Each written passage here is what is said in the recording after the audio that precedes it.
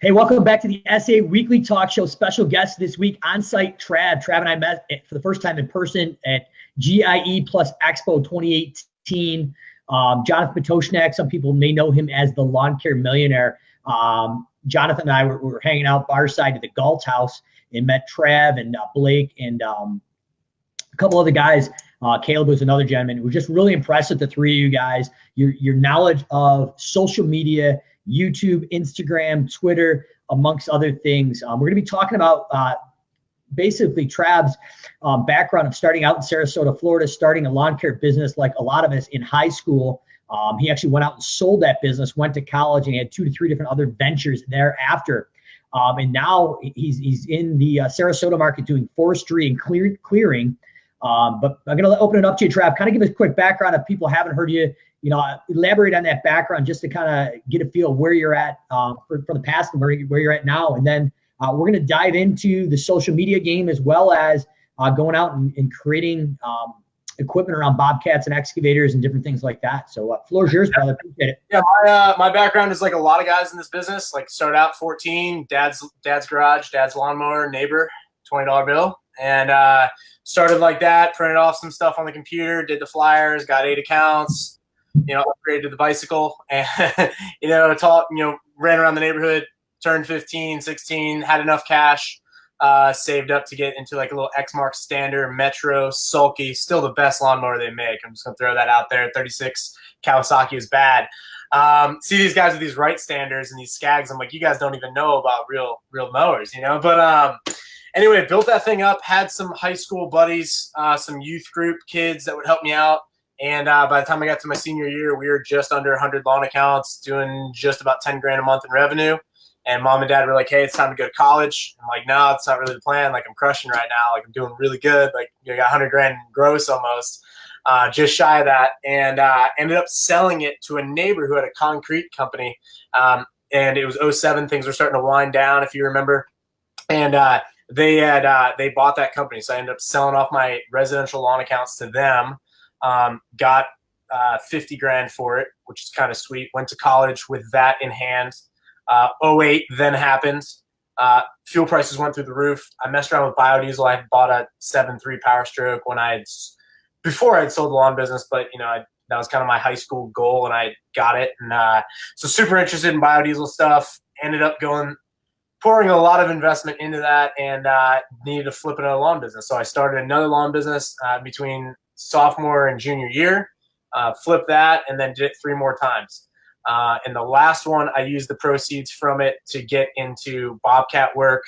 I knew that I wanted to go into that direction. I was just always kind of scared to go in it because I just didn't know anyone that was doing it. Like at the time, I mean, there were obviously bobcats out there. They've been out there for a couple decades, but there just wasn't any information on it. You'd see like Bob's Bobcat Service, and you're like, oh, that's kind of like, he's got the sweet 4x4 truck and a gooseneck trailer. And I'm like sitting there at 19, like that's what I'm trying to do. But I just didn't even know where to start. Tracks, wheels, tractor, stand-up bobcat thing. Like I had no idea where to go.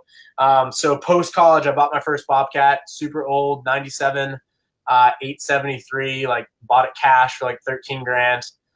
Towed it around in my F-250 and started doing services for lawn and landscape guys instead of working for homeowners. So I went like super niche. I went like, I'm just going to I literally sit at a gas station in the morning and collect numbers or take pictures of trucks as I went by.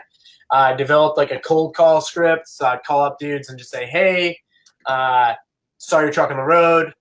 Wanted to ask if you do just lawn care or you also do some land.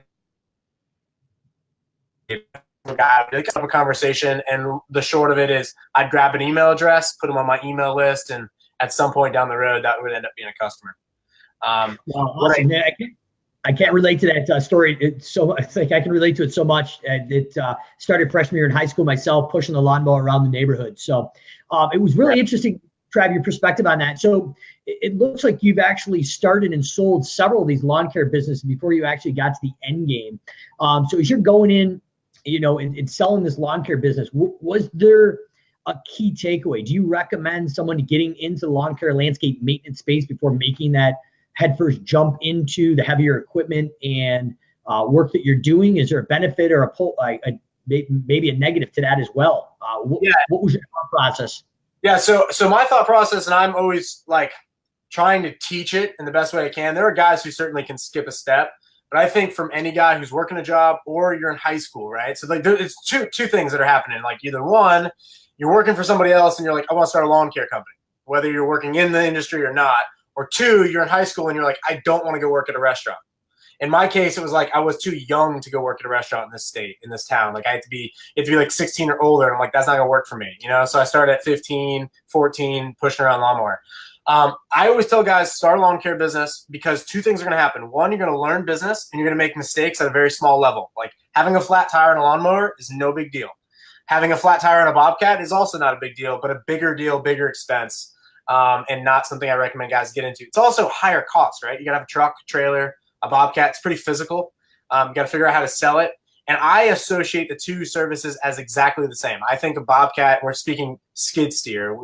Bobcat's kind of the generic term, right? But like skid steers are zero turn lawnmowers. They're one and the same. They both operate pretty much the same way. But I think that it's critical that a guy builds a lawn and landscape route first, because one, he builds cash flows and reoccurring revenue. Two, he creates his own need. I started by I was my own customer. My first jobs were for me. I didn't just go work for landscapers right out the gate. I was like selling someone on a sod job. I'd rip up the sod. I'd bring in the new sod. I'd lay the sod. I'd do the grading. I learned on my own job. So by creating a lawn care business, you're going to create recurring revenue. You're going to also have a need, and you're going to be able to fill your own need with your first machine. I got to a point, though, in the lawn care where I started getting like older into my 20s, 22, 23, 24. And I started looking around, and I'm like, where did all my awesome help go? Like all my awesome high school buddies that were like, yeah, 15 an hour, rock on, Trav. They were gone, right? They were like selling insurance. They were getting married. They had kids. They weren't like going to go mess with like the sun in July in Florida with me, like go mow lawns. So I had this labor pool that started kind of falling away from me. And no matter what I would do, I'm not a great manager. I have enough self-awareness at this point to know, like, I'm a good, like, gang leader. Like, I can lead, like, 6, 7 people, maybe 12, but I'm not, like, a corporate guy. You know what I mean? At least at this point in my life. I'm not self-developed enough. And so I had a real hard time keeping more than 6 or 7 guys going, and I hated the process. Like, I was like, I don't like this at all. Like, I'm making a net of, like, 20% after costs. I've got a lot of moving parts, like 6 weed whackers, 2 edgers, 9 blowers. Like you just run the numbers on 2, 3 trucks, run around town. And I was like, I just want to consolidate everything into me, a Bobcat, and a trailer, and just have an idea of what's going on again. And I actually ended up scaling that. Like we got back to 3 trucks, 3 machines, 4 guys. Like I ended up scaling it up. But it was like, it gave me a lot of peace to be able to just make that transitional switch. It also gave me like my first win, because like at 18, like it was like I had 50 grand to go play with. Like I had no debt, paid for a truck, like 50 grand in the bank account, and I'm living at mom and dad's. So like, the opportunity is wide open. It's like, what do you want to do? I have no credit score at this point, so I can't even go mess up. You know what I mean? Like it's hard to go mess up right now. Worst thing I could do is like go to Bali or something like that and blow 20 grand. Like, which I didn't do, which I kind of like somewhat regret. But I tell everyone, like, build a lawn care business because you can build it, you can sell it, you can get a little bit of a small nest egg to start working with, and you can kind of figure out, like, is this for you? Is it not for you? If you have success in lawn care, I think that it's a prerequisite to having success in Bobcat services. Not to say that you can't just jump right into Bobcat services and go gung-ho, but you get like a good knowledge of your area and of your local industry by going lawn care first. So that's my opinion. Also a lot cheaper, right? Like you can get a lawn care for a couple grand. Yeah, interesting perspective. And I kind of like it, the fact that it's, this is something that Jonathan talked about in his Dominate Your Market talk at SA5, talking about doubling down and tripling down on your marketing spend right out the gate. You really want to test the waters, make sure it works, make sure your office can handle that workflow, you can handle the cash flow, and actually the quality. So I really like the fact that you're going to say, okay, as a prerequisite, we really probably should figure out the business model, how to actually manage the cash flow, how to go out and go acquire a customer to fulfill that and probably bill it, and hopefully obviously get paid. So it's really an interesting perspective on that. The other thing you hit on there was, and I may challenge you a little bit and see where your head's at with this and thoughts, and it's not a right or wrong way.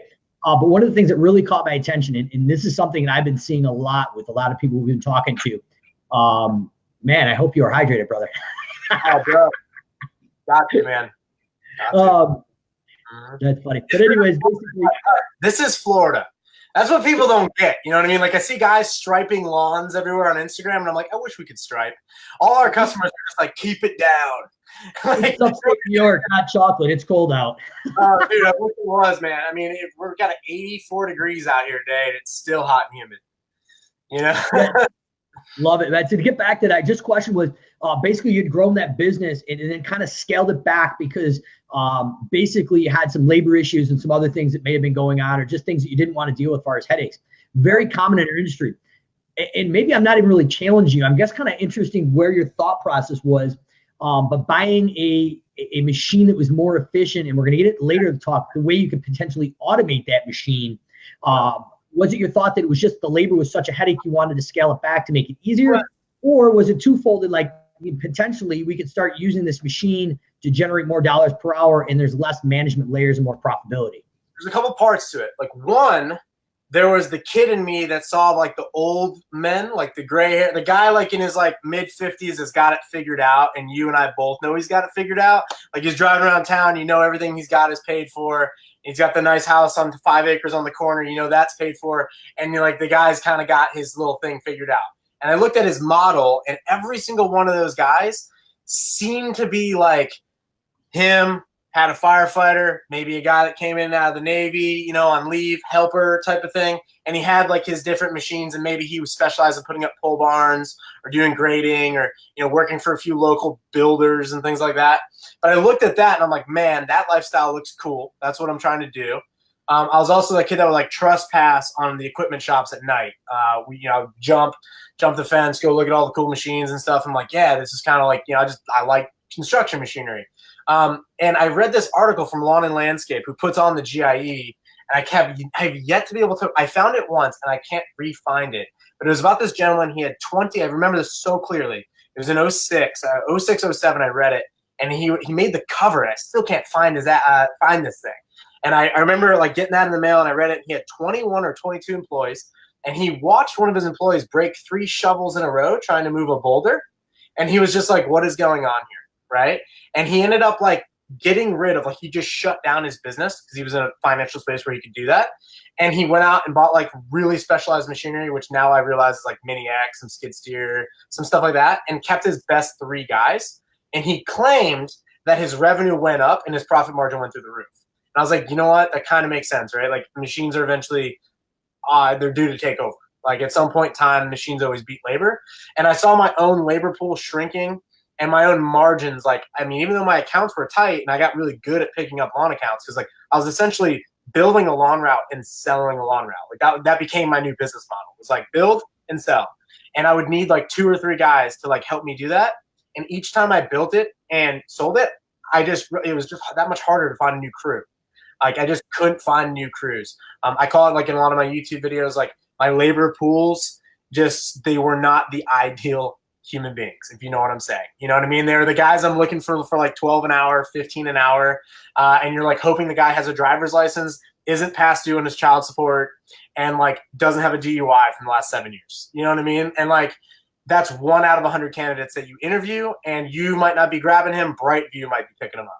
You know, like he's got a family or whatever, he wants benefits, and you're like, hey, we're a small business. We don't offer healthcare at this point. So I was just like, this is a losing battle for a young guy moving forward long term.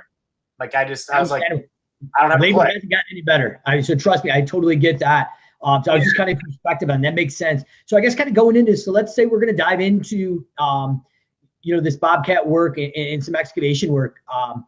What's your thoughts on going in and actually going and buying the top of the line equipment, or do we start with a starter setup? I know a lot of guys, since the entry level expense to go buy this equipment is pretty expensive. Would you have any suggestions, or how did you start? Did you start with some lower level equipment, or did you just go for the top shelf equipment and incur that debt right off the bat? Yeah, so there's something called there's a big book called The Lean Startup, real big in like internet circles, like, you know, written by this guy named Eric Ries, super genius guy. And he's got this idea or this concept of the MVP, minimal viable product. And he's basically like, hey, before we go build something, let's make sure that it's going to work. Because a lot of times as entrepreneurs, we get excited about what we're doing. We believe in it. We're like, oh my goodness, this solves a need. So we jump in it and we start building it, and we realize when we get down the road after we're already like biodiesel status, like I'm already 30 grand invested, it dawned on me, like I'm probably not going to beat Exxon at this game. Right? Like I'm probably not, like I've got to figure out a different route here.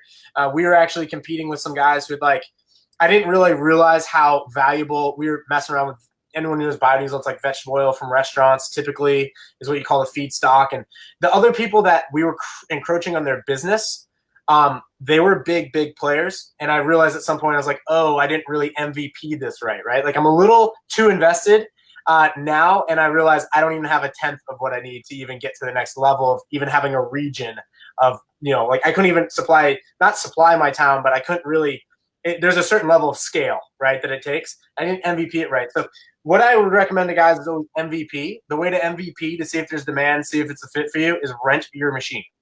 Sell the job, put the rental price and the delivery, pickup and delivery from the rental company in the price of the job. If it's a rip out job, like typically a lot of guys will just rip out old landscapes. That was like my bread and butter. I would go to neighborhoods that were 30 years old, and the landscapes, as my mentor would say, had kind of served their purpose. And I would knock on the door and say, this landscape has served its purpose. Here's a picture of one that we had done down the road. And I'd show it to them and create a desire. So I would start by just renting an excavator with a thumb and a dumpster, have a dumpster dropped off, and I would just pull the stuff out, put it in the dumpster, take a rake and grade it out. And that ended up being like a great $1,000, $1,500 a day project for me. Didn't need any employees.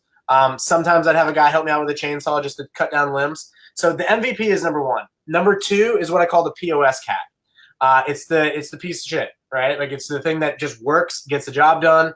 Mine blew black smoke like crazy, but it ran. It's the thing you can get into that's paid for, that's cash, and here's why. If you find out the sales are slower because you think like you're going to get this new machine and you're going to be booked. And the reality is you get this new machine and you're like, darn, I don't have any jobs. You go out and you get a job, and then you're like, okay, I finished that job. And then you realize you hadn't been selling jobs because you've been working. So you're like, okay, I'm getting better at this sales pipeline thing. I'm learning sales, but I'm not really killing it. If you've got a used machine, you might have downtime, you might have repairs, but you can always go back to renting if you do for the day, if you need to rent a machine. But you also, at which point you're booked and you realize I need a better, more efficient machine, you already have the down payment for your daddy machine. So you can literally go and say, you know what? I got into this Bobcat, had wheels. It was an open cab. Now that I'm like getting better at what I'm doing, I realize open cab's actually pretty good because I can communicate with people outside the cab. But tracks are ideal for, Florida, for example, right? Like it's swampy here. So we're like, yeah, tracks are pretty ideal. And so you kind of have a better idea as opposed to if you had only rented a machine, only had a few hours in it, you go and buy something, you sign up for a bunch of debt, potentially a bunch of debt, or you waste everything you built selling a lawn care route off. Either way you do it. And you realize like, you know what, I'm not exactly in my ideal machine. You kind of jump the gun. So I like to tell guys to go slow with it, like rent, get a POS, and then at which point you feel like, yep, I got a customer list. I've been doing this for more than a year, and I definitely am looking for the efficiency gains to be had with newer machines. That's when you go ahead and start making those gains. Awesome. Great advice. I love testing that model, making sure it's a viable model, and then having to make sure it's able to be scaled. And then once you have that work log, watching that debt. And I think a lot of people especially in the service industry, will go in and buy that $70,000 truck or that piece of equipment and not have the work to support it. So, I mean, that's great advice. I know it's a lot of entrepreneurs that made that mistake. I was fortunate enough to get lucky and not actually get into that situation myself. But, we've ran into so many people. And I think the next thing you kind of hit on is, you started talking about maybe one-time services. So do you look at going into privatize your offering? So basically what I'm going at is basically going as a package offer. So you're not doing just one thing, but you're doing a complete package. So you're taking that gateway service of a one-time service or a small part of that entire package, and you're upselling it to create that higher lifetime value for that client and sell that package. So are you tackling those one-time jobs, or are you going out and actually trying to create a service package to increase that value of that service? The answer is yes and yes. So let's just bring it back to lawn care because it's simple, right? Because in lawn care, I coach with guys doing lawn care, and a lot of guys are like, yeah, I charge them for a roundup. I charge them for bush trimming. I charge them for mowing the lawn. I charge them for mulching. I charge them for fertilization, right? Like 5 things, right? And I always tell my guys, I'm like, whoa, whoa, whoa. How I would build and sell lawn companies and build them fast is I would create a productized service. I do the same thing in excavation. That's why I think lawn care is critical. I feel like it's a prerequisite to getting into excavation. So what I would do is my flyers wouldn't say lawn care. They would say all-in-one service. So I would basically say, like, the issue in lawn care, and you know from this, is when you get multiple companies on a lawn and there's a problem, it's not the fertilization guy's problem, it's the lawn care guy's problem. Like, his blades aren't sharp, right? Or he's bringing fungus from another yard onto their yard, right? Or if you're the fertilizer guy, you're putting it on the lawn care guy. Like, yeah, he scalped it. I would just try to cut everybody out and just be like, hey, own the relationship with the client, because ultimately when I sold the business, I want to sell the relationship with the client to the next owner, and he can outsource or do whatever he wants to do. So what I would do is I would go, I actually built one business one time where I outsourced everything, even the lawn care. So I went and sold the service to out-of-state buyers. So we're in Florida. A lot of people buy vacation homes here for the winter, snowbirds, as they call them. I would sell them on their service, and then I would outsource their lawn care and outsource their fertilization and outsource their pool service. And then when we had 50 accounts, I went and bought another truck, bought another trailer, and kind of cut some of those guys out, or like reorganize it. It's like, hey, you guys do the north part of town, and I'll pick up the small, the south part of town. So if you can productize your service, meaning you can take a service and sell it like a product, it's that much easier to sell. Significantly easier to sell. You're not like making everything custom. You're not selling hours. You're not selling time. You're just selling like square foot at a unit price. And you're like, hey, for the all-in-one service, here's the price. And I would let people do two things. I would let them either choose lawn care and fertilization and have a little bit of a discount on both of them by combining them, or I would let them pick just the lawn care. So we didn't do, I would let them just pick the lawn care and keep their current fertilization company. And then over time, I would try to sell them obviously on the whole package, because I found that we could just keep the lawns looking better if we were there every week mowing a lawn. And fertilizing in this town, we normally do it once a month. We do some sort of herbicide, pesticide, fungicide, whatever we got to do for the time of year. So I would package that together and I would sell it as one product. And I would come up with like cool names. Like I called it like the all-in-one service. I call it like the snowbird special. Like I would come up with things, and I would kind of take what my customers were giving me back in feedback, and I would regurgitate what they would tell me back in my flyers and my copywriting. So I heard all the time, like, my customer down here in lawn care is a 50 to 65-year-old female. Her husband is there, but is not concerned with the lawn. It's her job to maintain, like, get the lawn care guy and outsource all these services. And so I found out, like, that was my customer. I spent a lot of time with these ladies, and I found one thing. They all said communication. They're all like, I want to be communicated with. Travis, I want to be communicated. So I just said, like, in our flyer, I was like, we are the communication, or I would say all-in-one service, your ultimate communication, or whatever. Just get rid of fat words like ultimate and just go communication. Like, the more that it was just the product that I sell. So I do services, but it's a product I was selling. And then the words they would say, and then I would just sell them on my service. The interesting thing about productized service is I dictated the product. So in the product, you got lawn care, you got Roundup included, you got bushes, you got everything on the outside of your house we took care of. And it was our payment terms. We run your credit card on the first of the month. We sent you an email with a receipt. Like, that's just how we did business. And we would leave a flag in there every time we did Roundup for like advertising purposes and to be compliant, So I urge everyone to sell a product, because now what I do is I do the exact same thing with lawn care guys. I sell my physical products. So I do I do lawn and landscape and bobcat coaching. We're doing forestry mulching now, which we can dive into, but I sell my landscapers on a package deal. So if a guy calls me and he's like, Trav, I need you for a half a day, and I need you to rip out these plants with a mini excavator and haul them off. I've got a fixed price on what I charge for that service. I've got a fixed price on what I charge per dump load, whether it's full or half full. It's just like, here's the price. And it's like an a la carte on our price list. So guy can just send it to me in an email. Your basic service, like we charge a minimum to show up, and I need 1 or 2 dump loads, and I'm going to buy that right now. And so like they just kind of already know. So my landscapers are going out and bidding jobs, and they look at a job and they're like, okay, well, I can't rip out like all these like magnolia trees around this property, but I'll call OnSite Landworks, and like I already know it's $750 plus $450 a dump load. Probably going to take 2 dump loads. All right, I'm going to bid $1,800 for Trav. That'll cover me for sure. And then they bid the landscaping or they whatever.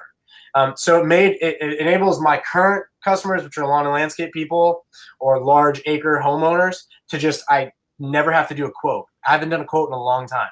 Like I just send them my price list, and then they just tell me what they need.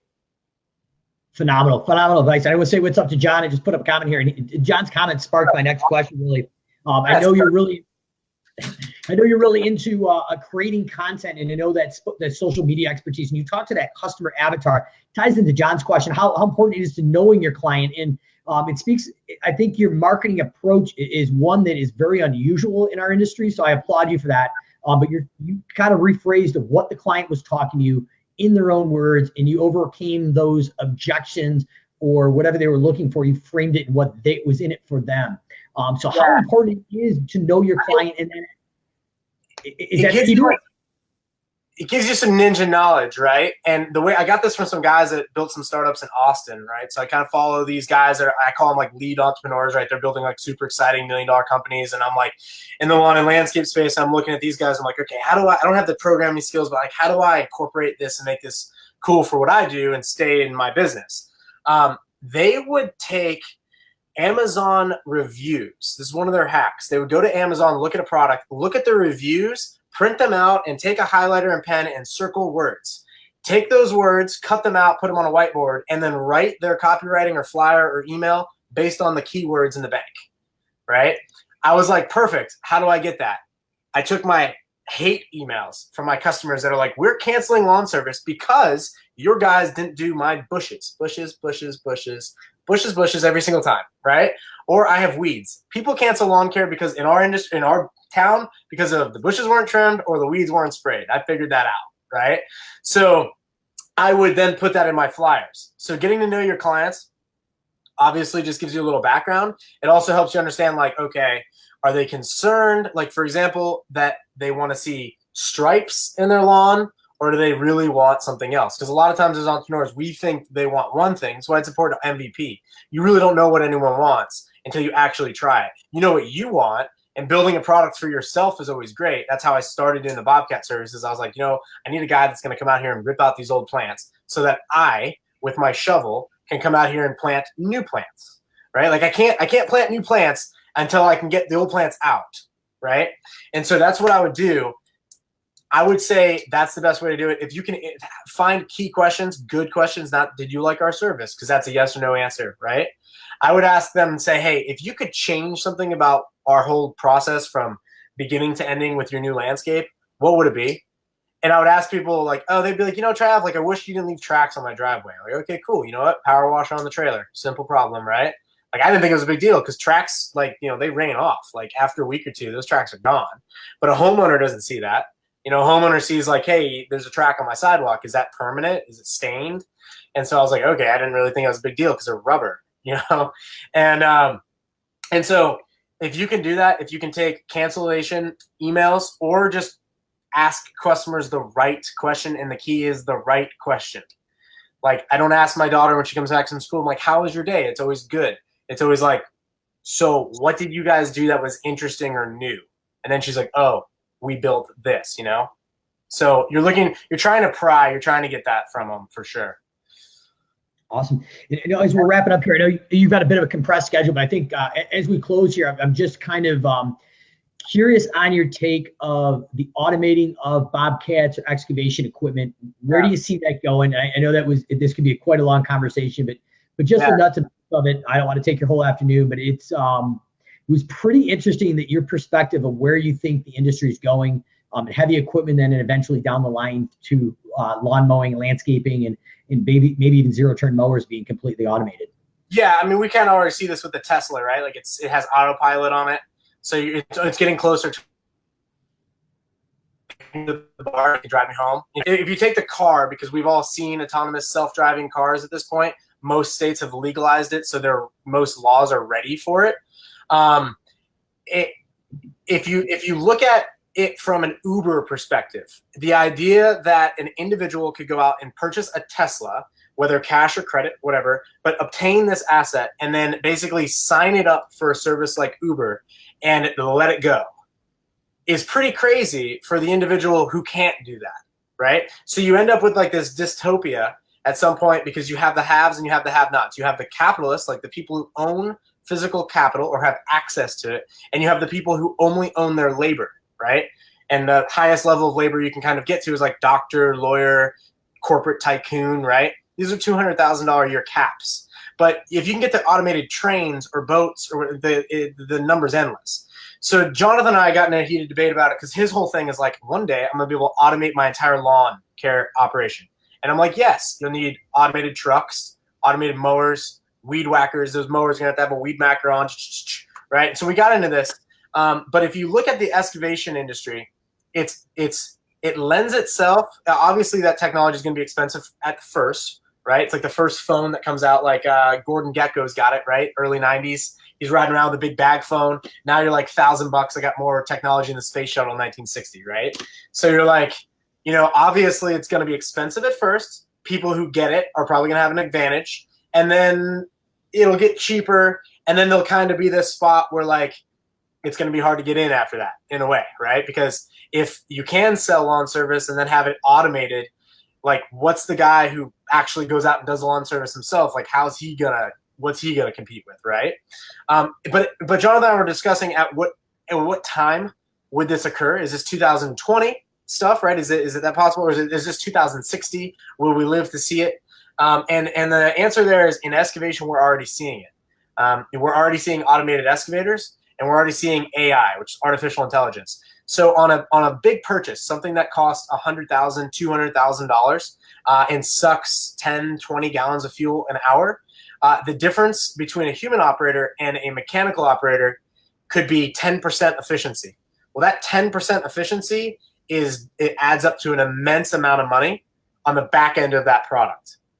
So if you could build a neighborhood or a pond to perfection, like to site plan perfectly, no human error, no like nighttime shutdown, no nothing. It just, you print it out on the computer and you send it to the machine, and the machine goes out there and digs that hole to spec and to code without ever wasting a movement, right? It's the same, it's a repetitive motion. That's where we're going to see it first, because the savings of 10% or 50% is hundreds of thousands of dollars, as opposed to a lawnmower with a unit of labor. So a lawnmower maybe $10,000, and a guy that runs it worth $15, maybe $20 an hour. If he gets better or you replace him, you're only replacing $15 an hour, and that technology might cost $50,000 to replace. You got to run 5,000 hours to get your money back on it.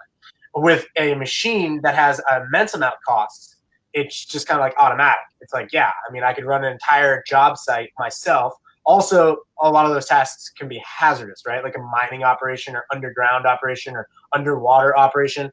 So if you're a guy who's mining coal underwater for whatever reason, you're fine paying Caterpillar $500,000, $600,000, $700,000 for an excavator that otherwise would have costed $150,000 if you can get rid of the operator. So it leaves this $500,000 on the table if Caterpillar or John Deere or whoever can figure out the software and the sensors and get it right. Because once they get it right, it's just like a piece of technology. Like this phone probably costs $50 to make once they got it figured out. Probably costs like a couple $100 million to develop it, but now they got it figured out. Printing more copies doesn't cost anything. So the conversation there is it's going to happen eventually. But for today, the thing that you can do is you can automate the initial things in your business. You can productize things in your business, and you can look for these advancements. The one thing that I saw this year is a thing called Engkong. It's basically a thing that goes on an excavator and lets the bucket swivel 360. You can sit in the excavator. There's a Trimble system. It's basically like GPS guided laser. You can sit in the cab and you don't have to get out and measure for your grade points, and you can change attachments from the cab. That just took out 3 people out of the game, right? So a guy that's doing foundations and backfilling a foundation, and then a guy that's compacting. You got to have at least 1 helper, maybe 2 helpers, right? To assist the guy in the cab. We call it county workers here. There's always like 1 guy in the excavator and 3 guys on shovels, you know? Those guys on shovels are going away. They're going away because they're a pain in the ass. And like, you can do one machine and you can switch to a compactor plate. You can switch to perfect grade. And eventually the guy that's running that machine, like you and I could pay him $50 an hour now, right? Like he's a super skilled human being. So he's now worth $50 an hour. He's sitting in an air conditioned or heated cab and he's like, I like my job, right? But it's a matter of time till that machine learns its motions, just like your phone learns the keyboard over time and you're not misspelling anymore, or you continually misspell and it just corrects it for you. It's a matter of time till we can replace that guy and now we just have the machine. I don't know exactly when it's going to be, but it's going to happen in excavators, and then that technology will just simply be copied. Once it's figured out on the excavator, bulldozer, skid steer realm, and they have RC skid steers now for hazardous conditions. We can get it on our Bobcat, actually. It's $10,000 upgrade to get it, but you still need a guy that can run it. It solves a few things because in the transition, you can now go to Halo. I call them Halo players, right? Like I can go get a bunch of 18-year-old kids in in New Jersey and be like, hey guys, I got machines out on a job site. We're digging a pond. I need you guys to run them through Halo. You know what I mean? As long as I got a Wi-Fi network out there, theoretically that should work, right? And at some point in time, the software is going to be like, hey, these guys are pretty inefficient, man. Like they're going from here to there, not as inefficient as a landscape job. If anyone's been on a landscape job, watch a guy go back to the truck for his water, leave the water in the truck and go back to put it in a plant, and then go back to the truck and you're like, bro, I'm paying you by the hour. You need to bring that water bottle over here. You know what I mean? So eventually the machines are just going to be like, hey, there's a lot of efficiency gains that we can do here. And they're going to slowly automate those guys out. And we're going to be left with entrepreneurs who own capital and really can obtain the sales of those jobs. And those jobs are going to be built to spec. I mean, how can a guy compete with an automated excavator that builds things to perfection? You just can't. I don't think there is a way they can. So Trav, really appreciate your time, expertise, your insight to the future. Just some knowledge takeaways. One thing as we close out here the last minute, Eldon had a quick question. Needs help finding new labor for us. If you don't mind, Trav, I'm going to jump on this one and I'm going to ask you your thoughts on it too. Eldon, the biggest thing right now that I can recommend, we are in a labor crisis, and Trav's alluded to some of the things as far as the technology and automation. But for the time being, we are going to need some bodies. We need to constantly go out and recruit once, twice, sometimes 3 times a week for every position in the company. Because if we're looking for the position when we need to fill it, it's too late. I use the analogy of a sports team. We're stacking the bench. So if the guys and the girls on the field aren't producing, we've got that qualified labor pool to replace it. That puts you as the business owner back in the power play position. So when you're running that 2-man mowing crew, that 2-person landscape crew, and the one person doesn't show up, inevitably that crew leader, whoever it is left, that needs to run that crew by themselves, it's going to blackmail you for that $2 to $3 an hour raise. That no longer happens. They might last to Friday, but I'm going into my CRM and looking for the labor pool that's qualified that I'm recruiting for. So you need to constantly go out and recruit, in my opinion, rank them in some kind of standardized process. And the biggest thing right now that we're finding, especially in the service industry, is an alignment to culture. The millennial workforce, and I think, Trav, you are right in the middle of that millennial workforce. And correct me if I'm wrong, a paycheck is not enough. It's going to get you your minimum lifestyle, but there's got to be a lifestyle or cultural alignment, whatever you're aligning to, whatever they believe in. But if it's just a paycheck, they may be there for 5 or 6 months, but you're not getting 3 to 5 years out of them. So we want to sell our mission, our vision, our values, whatever that North Star that our company's about, if we can align with their goals. One of the goals or stories I told at SA5 was an interesting story, and I think a lot of people made a lot of comments on it. So I'll give you a quick narration of what it was. But we had a gentleman that came in on H-2B worker, Magno. He was from Guatemala. And he came to me from day one. He said, Mike, I'm not going to stay here forever, but I'm going to come here for 2 years and work for you. But I need to make enough money to send me and my 3 brothers to college in Guatemala. I said, that's great. What can we do to make you as successful as possible here? And this is what I need in return to make the company successful and profitable. And we came through some agreements of what we would do to be the most effective worker for us. And I told him, if you do that, I'll go down to Best Buy when you're done year 2, and I'll buy you a laptop for you and your brothers so you can use it in college. And lo and behold, he was one of our best workers, American or H-2B. But this guy, I literally walked him down to Best Buy at the end of those 2 years and ended up buying 4 laptops for him and his 3 brothers. It was that worth it. And that culture wasn't just alone for him, but it was everybody else in the company that saw that and aligned to it and said, hey, these are the things I want out of my lifestyle. I want to be out early to see my kid's baseball game or my daughter's ballet classes. So cool, we're going to give you the process and systems in our business to allow you to obtain that lifestyle goal. long as you benefit the company and we're working together as a team and not beating each other up. So curious your take on it, but that's my takeaways. Constantly recruit, find a cultural alignment, and strictly reinforce it day in and day out. I'm going to push against you in the opposite direction 100% and tell you that you guys do not care. Short of it is, as an industry as a whole, it could be a labor crisis. I think that's ultimately going to be solved with autonomy. But it doesn't have to be your problem. So you can put, and this is for a guy, like if you've got a organization going on and you've got 10, 15, 20 guys there, culture is the only thing you can do. Culture and benefits are the only thing that you do. I worked at a big organization and they would do profit sharing. That was pretty effective, but then you have to share all the numbers, which is okay. I like that. I like just putting everything on the table and I'm like, this is what things cost. And when we win, everybody wins. When we lose, everybody like doesn't get bonus. You know what I mean? The organization I worked at was called Coke Industries. They put a lot of money. I mean, most of our paycheck was on bonus. We were like kind of like waiters in a way. Like you get paid like X amount an hour, but you made your money on tips, right? But I would tell you run the opposite way. I'd say that in 2018 is a complete and waste total time to, if you're starting out, to even try to go in that direction, especially if you end up in a down economy and you end up putting a lot of time in pizza parties and all this stuff that you think is cute and cuddly and building a culture, and you end up having to scale down 50%, and you have to look at it and be like, okay, well, this is going to kill morale around here. Like I got to make some cuts. It's easy to cut a machine. It's hard to cut a person. But I agree with you on the firing thing. If you got an issue with a guy, you got to fire fast. You got to let everyone there know that you got to fire fast. The issue I had in my last company is I got to a point where I wasn't necessarily alpha dog, not the way I wanted to be at my own business. I had a guy who came in and grabbed 4 of our guys and some of our cash and some of our equipment and rode out the gate. And it was like, okay, I could go put a bunch of effort and time to go get this stuff, or I could just go in the opposite direction and actually teach guys to not even deal with this to begin with. Which is what I do on all my channels. Is I'm the guy that says like, screw labor, you don't need them, move upward into capital. And the more capital you obtain, the more labor, the better quality labor you're going to get. If you're selling labor, I don't care who the guy is, he doesn't give a shit about your values. Like he's there for a paycheck and he's there to make as much money as he can per hour, per day, whatever, and move onward. And or potentially you can find a great qualified individual if they're looking for mentorship.